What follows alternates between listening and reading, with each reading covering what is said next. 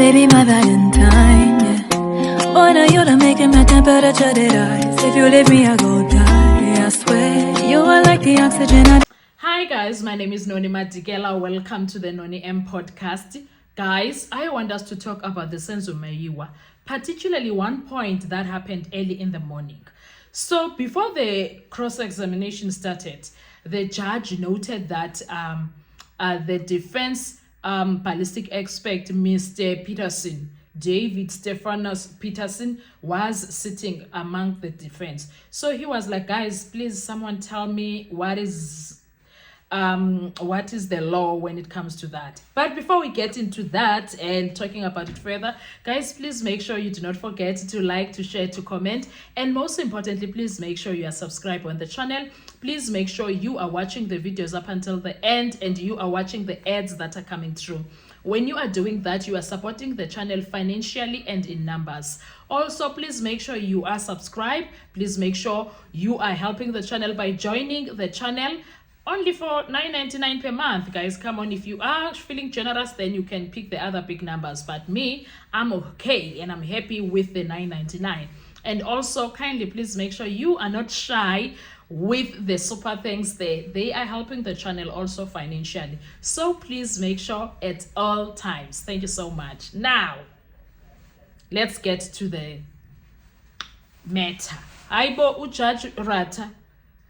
Judge Ratha is asking Uguti, this guy, is he not a witness? Umnis is like, yes, he is a witness. Are you going to call him as a witness? He's like, yes. And then he's like, is he not an expert?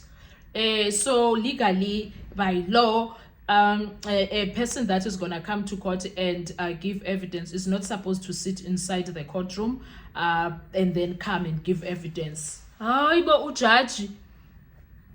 And then he asked, I was super surprised when BALOI stood up and said, no, I can't think of any authority that speaks about that or any case right now, but in practice we are doing it. I was like, BALOI has a bone of being a good person, integrity there somewhere. Why chula and like, surprise, is there a human being alive there? Hello Charles, what's happening there? Who's this?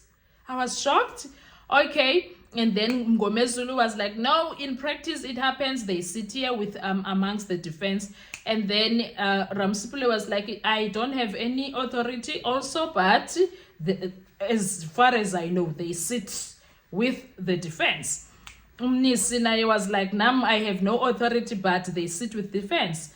No, including the other guy who was there. Oh, by the way, Mshololo was not in court today. Umunyeki was there standing in for her.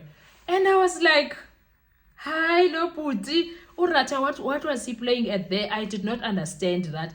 And then he was busy asking for authority. And then later on, he was like, anyway, you won't find any authority for that. And I was like, Aibo, then why were you asking for this? Why were you asking people for any authority? In fact, he was asking for authority for him to stay inside because he wanted him outside. And he had, the guys had none to give because they can't think of anything right there and there. Apparently, there are people who has it. I did not find the person, but there is someone who commented about it on Twitter. I'm gonna look for it. I'm not sure.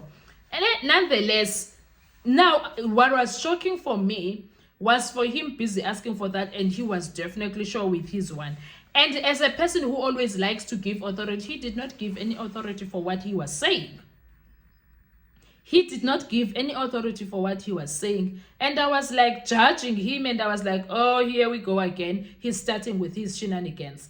I guess, Anna, for your information, not Judge Ratha saying to himself, I'm going to be a well-behaved judge. I'm going to ask clarifying questions so that I understand. And I'm going to allow everybody to do what they do. And Mgomezulu's cross-examination was done smoothly, no interruptions, nothing. The only questions that he was asking were proper questions in my view, because he was asking for clarity that is needed, that I also benefited when he was asking. And also, what else did he ask about? He asked about the time that Mangena was arrived, which date and time Mangena arrived, because I was also not understanding there, but he did. And funny enough, for him to ask that, because judge is one of those people who will say, hey mina, I listen in this courtroom, hey mina, Aibo, not namhlanje ke Mr. I listen a lot in this courtroom. Engasazwa ukuthi kuthiwani. Sharp. And then he also asked when they were talking about, there was a second clarifying question that he wanted. It's just that I can't think of anything right now. And that was also something. And then during the time of Mangena denying the issue of Gininda being in, where is this? In Pretoria North. Hey. And then there was a question that was asked. It's just that currently I don't remember it. And the other thing that shocked me was after the lunch break, Mangena now wanting to change his previous evidence of that Gininda was at Pretoria North, saying that he was in Valeria. Mgomezulu was like, hold it. I'm taking the one that you said first. You can't. For a whole hour you were out here, and then now you come back saying, no, it was not that. We're not doing that here. Not here. We're not doing that here. So, no. And I'm taking the one that you said first. Okay, sharp. What was surprising about that for me was the judge keeping quiet. Wasn't he supposed to say something there? Wasn't one of those things he was supposed to actually say, no, I'm taking the one that you said first. You can't come now and tell us that, no, you change your mind. You were very sure when you were. The only thing that made you teka when you were asked that question is because Mgomezulu asked you 3 times, are you certain that Gininda was there? And then eventually he told you why he was asking. That's when the light bulb came in for you. It started, and then you were like, why is Mgomezulu asking? You were doubting your own thing. We saw that. That's what the judge, I expected him to say that at least. But he said nothing. He kept quiet. We moved as if that did not happen. Yes, abo Mangena nobutemu expect babo. Nobutemu expect babo, because ngoku he wants us to treat him as an expect, mara he behaves otherwise.